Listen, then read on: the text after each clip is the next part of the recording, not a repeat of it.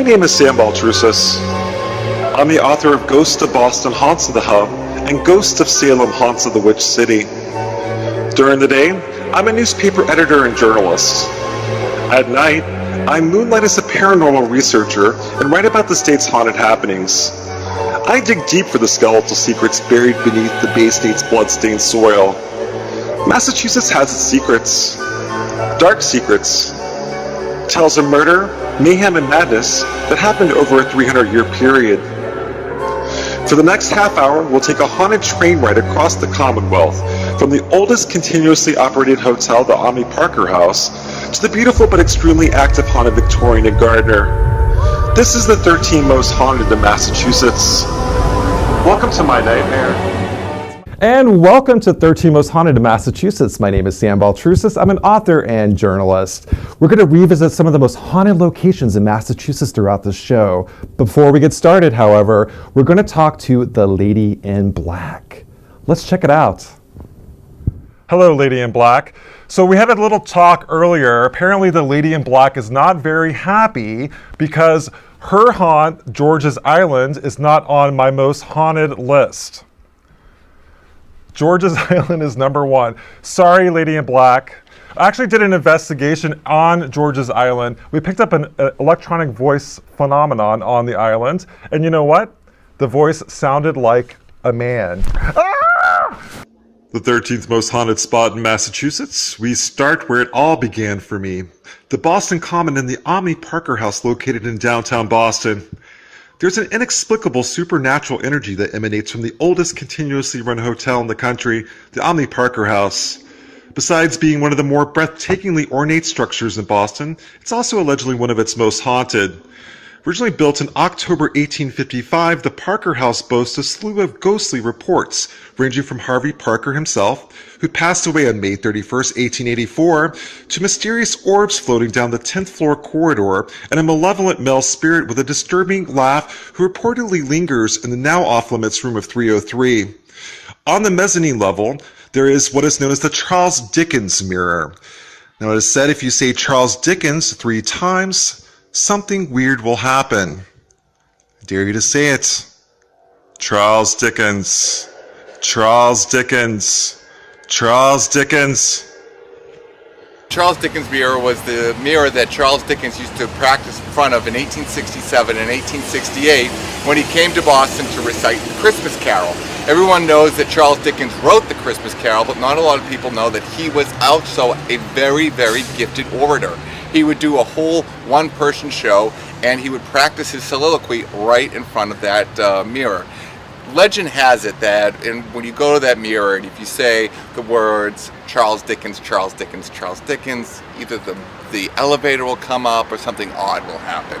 Too many to go, but the weirdest one I ever had was one time I just was going to the little boys' room up on the 2nd floor, and all of a sudden it just got really dark, really cold. The lights started to flicker. Dr. Matthew Rugger was the guy who decided to go in the Boston Common burial ground, do some grave rubbings, and learn the hard way that you're not supposed to do it. He woke into some spirits that were in there, who I believe are the Deer Island children, who decided to tap him on his shoulder and appear to him back in 1979.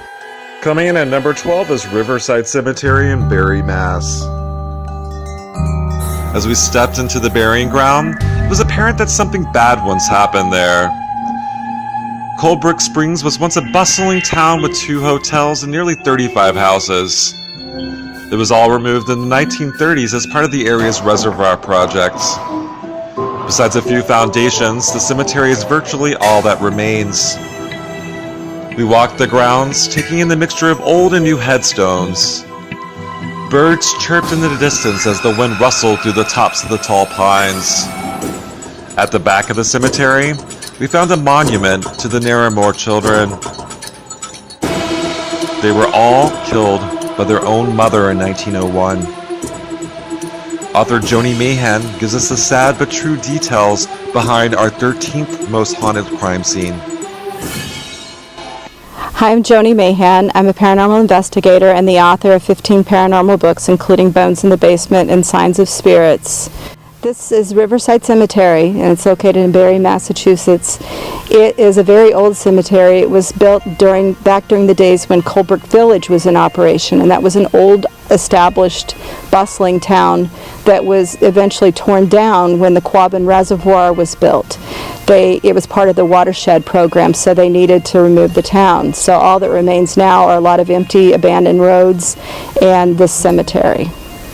Well, because there is a grave located here that pays tribute to the Narramore children who were murdered by their own mother. When she couldn't make ends meet, she felt that her children were going to be taken away from her, so she killed them one by one instead of allowing that to happen.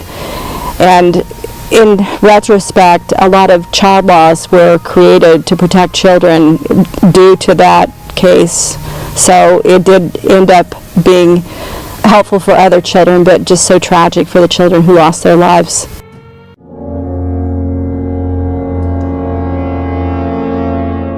And welcome back to 13 Most Haunted in Massachusetts. My name is Sam Baltrusis. Joining me is my good friend James Anito. Hello everybody, how you guys doing today? I'm doing great. That's good. So James, you're a demonologist. What does that mean exactly? So a demonologist is the mediator between the church and an investigation team. Basically what I do is I research and study the aspects of demonic hauntings or negative hauntings. Now, people always think everything's a demon, and so from your experience, how that's a rare thing, right? Very much so. You know, I can only go per my statistics, and I've done over 400 plus cases, and I would say anywhere from 5 to 7 were possibly true demonic cases. All right, so our next location is the Parson Barnard house. So that's in North Andover. It's associated with the Salem witch trials. So there was Reverend Thomas Barnard, lived in the house for 3 years. He was part of the North Andover Salem witch trials. So what are your thoughts on sort of like the Salem witch trials and that topic, and does it replay over and over again?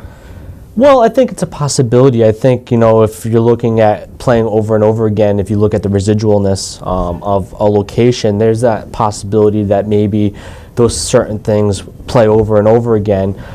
Salem has that history, you know, even though a lot of that stuff did not happen in downtown Salem, but still has that mantra to. I still believe that everybody that comes there has that mindset, and if you really believe in intention and you believe in the laws of attraction, I think if you have the wrong people in a certain location, I think that energy could, or whichever is there, increase, you know, especially like a location that might have like dark energy, you know, I think. Well, having an investigated location, I'm actually planning on doing another investigation in November that may be open to the public. However, Parson Barnard House, things are being thrown. So pennies are being thrown, flashlights are being thrown. How, like, what is that? Like when things are being thrown at a location? Well, I think there's, you know, unfortunately, I can't tell the viewers right now that I've seen a lot of items be moved, because I think that's more of a rarity than maybe getting an EVP or something like that. But I really think sometimes, most of the time, it might not be negative, but it might be communication.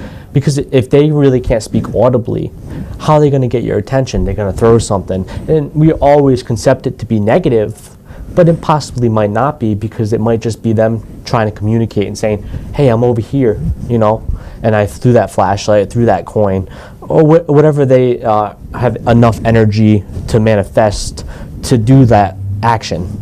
Yeah, that's what I feel like is going on in the Parson Barnard House. I feel like he's been portrayed as sort of a negative character, kind of like one of the major players when it came to North Andover or the Andover portion of the witch trials. When they started exonerating him and kind of like reviewing his history, and like maybe he actually wasn't a major instigator in the witch trials in North Andover, things stopped flying. You know, like pennies stopped flying in the air. Like furniture was knocked over. So there was all sorts of things that happened in Parson Barnard. But when we got his story correct, things stopped. Dissipated, which is interesting. I think maybe he was angry that he was being blamed more so than he was actually involved. So it could have been that aggravation or that communication saying, hey, people, listen to me, I'm trying to communicate. I wasn't fully at fault. So maybe that once he was exonerated, that was able to dissipate and he was a lot more calm in spirit. Yeah, the caretaker Greg gave me an amazing tour, and he's the one that noticed the changes when it came to the spirit activity in the location. However, the attic is still very active.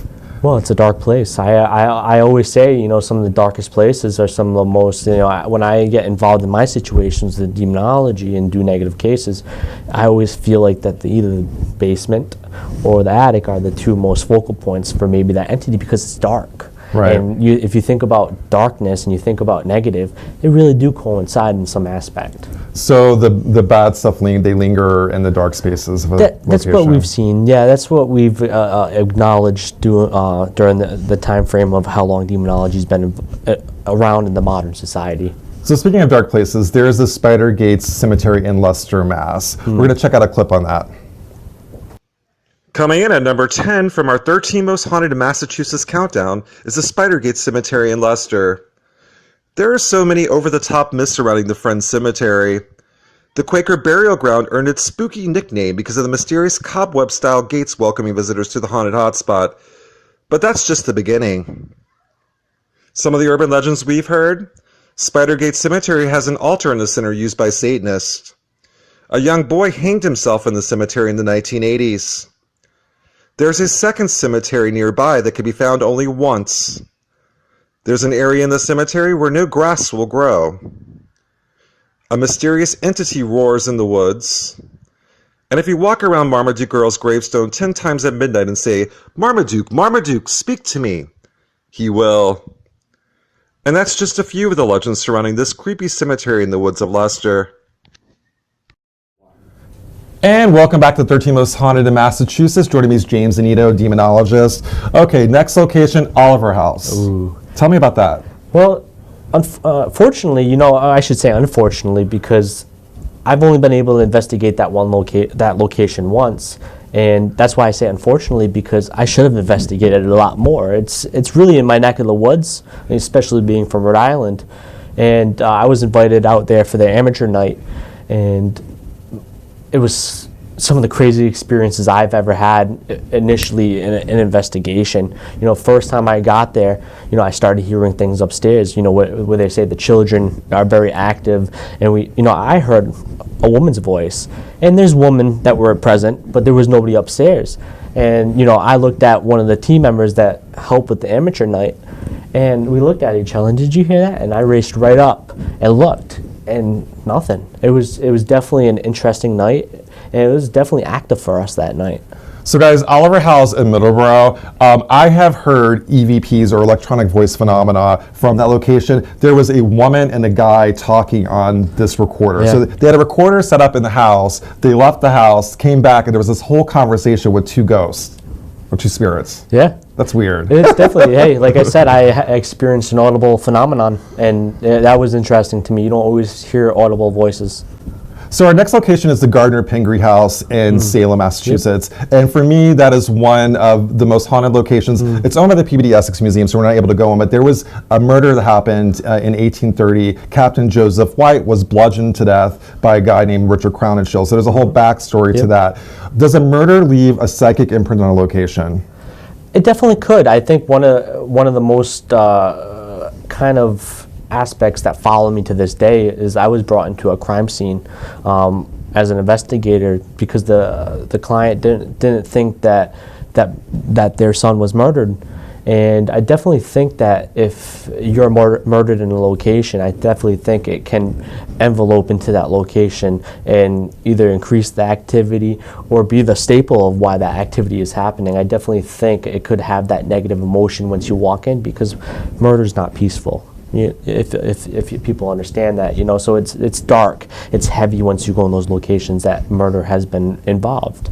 And you can, when you walk into the crime scene of the Gardner-PIngree house, you can still feel it. There's a heaviness. It's almost like someone having an argument in a room, and you walk and you can feel the energy kind of change. That's how it is, but it's from it was from 1830, and so it's still lingering.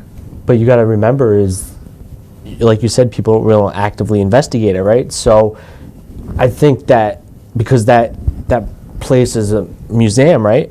So I think that energy still lingers. There's not introduction of other people's energy. It's so maybe like as an investigative standpoint, but I definitely think that it could linger. You know, I've investigated houses from the 1700s, some of the earliest houses in this country, and the energy you feel within those locations, it's very interesting. So speaking of lingering energy, our next location is Burial Hill in Plymouth. Let's check it out. Coming in at number 7 is Burial Hill Cemetery in America's hometown, Plymouth, Massachusetts. Based purely on its historical legacy and the harsh conditions that nearly decimated America's earliest settlers in 1620, Plymouth is one of New England's most haunted cities. And then there's Hammond Castle in Gloucester. Inventor John Hayes Hammond Jr. built this breathtaking medieval-style castle in the late 1920s. He's buried in a crypt tucked away on the property, and is rumored to be among the several wayward spirits who haunt the house. Hammond had an odd desire to be reincarnated as a cat, and many believe that Black Feline, who roams the grounds and sets up shop in his favorite chair in the library, was in fact Hammond himself. And welcome back to 13 Most Haunted in Massachusetts. So Rachel, how you doing? Excellent. This is becoming like a thing with us. I know. So Rachel Hoffman is one of my good friends. She's been on every 13 Most Haunted, including the first one, which we're kind of revisiting. And with this new show, we're actually going back to the haunts that we had on our initial show, adding a few, taking away a few. So the next location is actually higher on the list this year, is the Orleans Waterfront Inn. Yes, the Orleans. Oh yeah, tell me about that, because we actually investigated that together. And I remember like there was stuff holding you back to go to the investigation. So tell me a little bit about that. Basically, our team member Jess and myself had car trouble that day, and it was one of those things that were very like out of the ordinary. Both of our cars completely died, and you know how I am about not drinking on paranormal investigations. I'm very, very strict about it. But I had this unbelievable, unquenching thirst for alcohol on my way to the facility, and later come to find out that the individuals that had killed themselves were also involved with heavy alcoholics. So it started, affecting me. This is one of the places I can honestly say affected all of us before we even hit the location.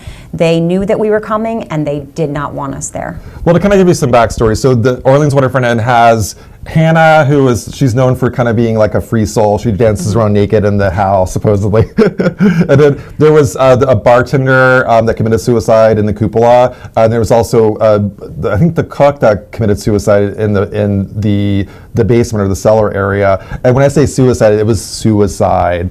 We don't know if it was perhaps a murderer. So the investigation kind of led to there was other things involved that we didn't really know about. Yeah, absolutely, and that was one of the locations that I can honestly say had enchanted me the most throughout the course of my entire investigating career. So let's check out a clip from the Orleans Waterfront Inn. While researching my latest 13 Most Haunted book, I survived an overnight at the allegedly haunted Orleans Waterfront Inn on July 4th weekend in Cape Cod. Yes, the fireworks happened inside this historic structure. I chose the haunted spot, which is room 5.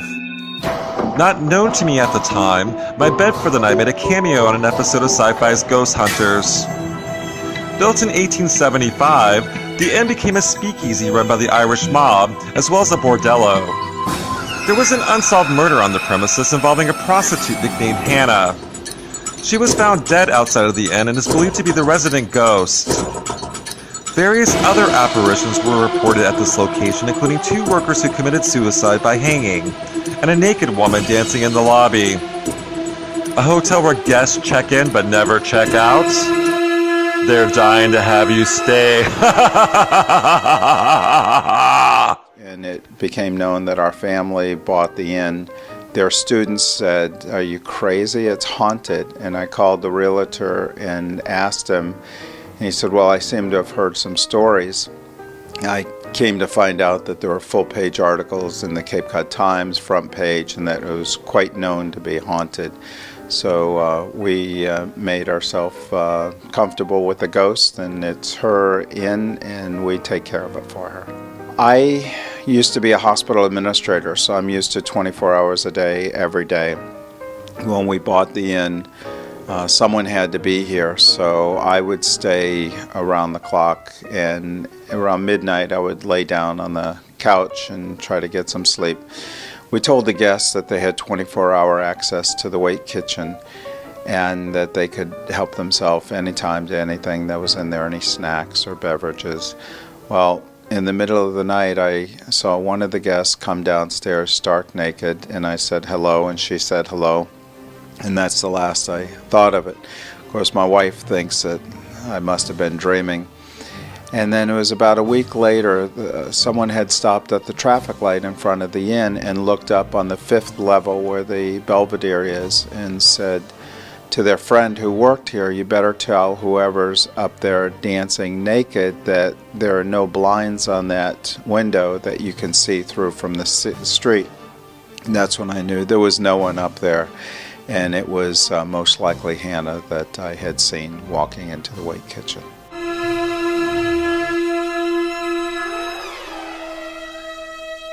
Rachel, the next one is Freetown State Forest. Yeah. Okay, so I know you did a documentary on Freetown. Tell me about that and how the Bridgewater Triangle, and have you been back recently? Actually, it's calling me back right now, so I think I am going to make a visit out there in November. There was so much, there's just a web going on there of satanic rituals, deaths. It seemed to be a dumping ground for bodies. The highway will hit Rhode Island, Cape Cod, and the Boston freeway, and you'll actually be able to dump a body and kind of keep on moving. There was a baby found in a trash can. There's just several different types of situations. Each and every time we were out there, we would get factual names and factual circumstances that led us from point A to point B, and come to find out that we were being guided by the ghosts, and these places that they were guiding us to were valid. Do you feel like, as a female investigator, that the female spirits kind of feel comfortable with you?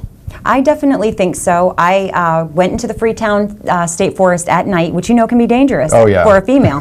So I was definitely feeling all of the emotions that you would feel. People often ask me if I'm afraid of ghosts. I'm more afraid of humans. So oftentimes out there, I wonder if my safety is in jeopardy just going out there to hunt the ghosts. So I feel as though I am a victim when I'm out there. You can almost feel what it's like when you're running through the forest. The rocks are huge. You can't run past them.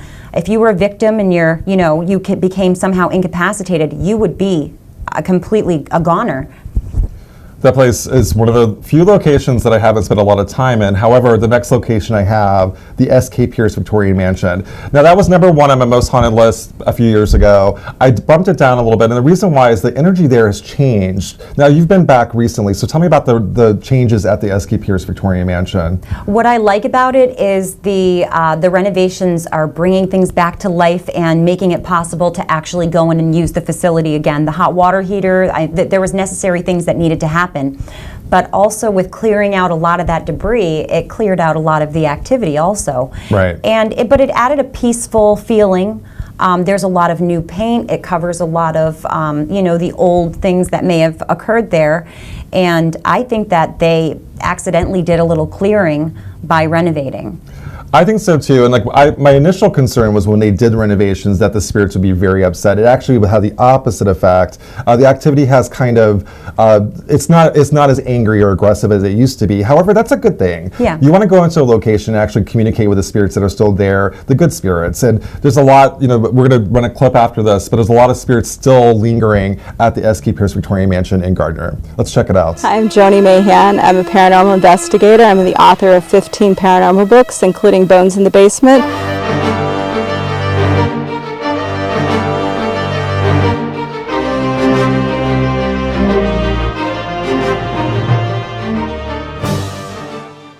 I'm so excited. They're doing complete renovations of the entire house. It's no longer yellow, it's now in beautiful gray, and the restorations are taking place right now as we speak. I believe that this week they're going to be getting in the iron work for the basement windows, and they've done a lot of painting on the outside. The inside renovations are still in process, and they are doing paranormal investigations there, and they say the activity has ramped up immensely. Okay, welcome back to 13 Most Haunted in Massachusetts. Next on our list is the Lizzie Borden Bed and Breakfast, Fall River.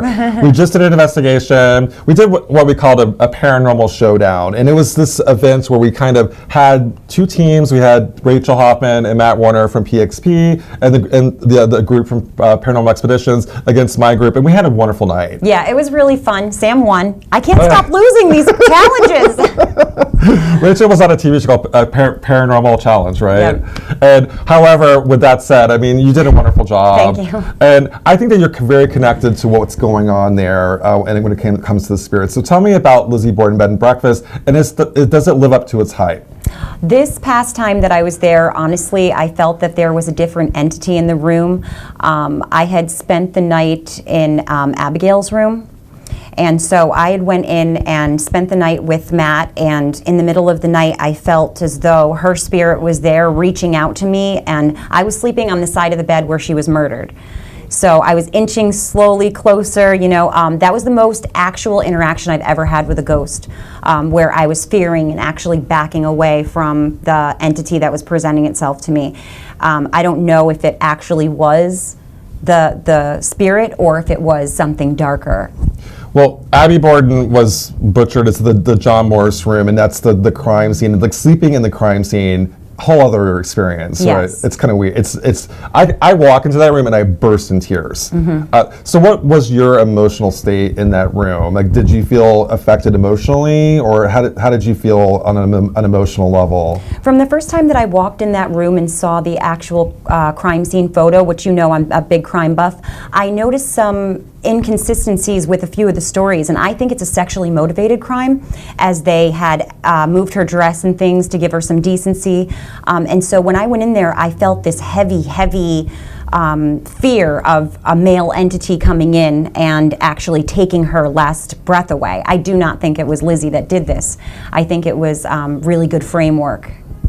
Really? Well, I personally think Lizzie did it, but I think there was the crazy Lizzie that did it. So when I walk into the house, the first thing I heard was, crazy, she's crazy, she's crazy. I also connected with Abby. Abby was like, how can you do this to me? The very emotional, like... Oh, I got chills. I know. And it was like from like the soul. She's like, how could you do this to me? Like to her stepdaughter.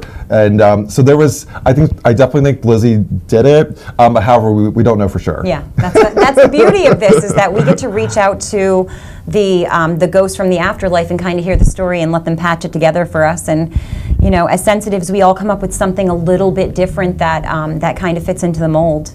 So let's run a clip on the Lizzie Borden Bed and Breakfast in Fall River. Although she was tried and acquitted of the gruesome murder at the 1845-era Victorian home, Lizzie Borden never shook her 40 wax claim to fame that she hacked up her father and stepmother on August 4th, 1892. As far as ghosts are concerned, visitors claim to hear sounds of a woman weeping and have spotted a full-bodied apparition wearing Victorian-era clothing dusting the furniture. There are also reports of phantom footsteps storming down the stairs and doors mysteriously opening and closing. Also, guests have heard muffled conversations coming from vacant rooms. Perhaps it's the spirits of Borden and the actual murderer making a post-mortem pact to hide the bloody hatchet. Or maybe it's something more sinister.